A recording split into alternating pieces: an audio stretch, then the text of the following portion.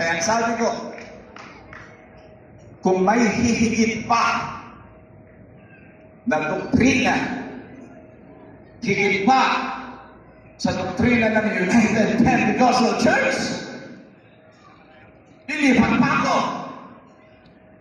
Pero wala na akong makita the end of my research. Palakpakan natin ang Panginoon. Woo!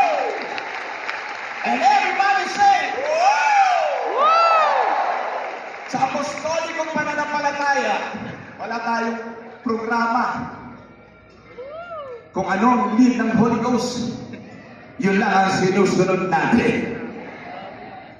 Yung unang pananampalataya ang kinagisnan ko, kinagisnan natin yan. At sumunod na pananampalataya, naniniwala kaming may isang Diyos.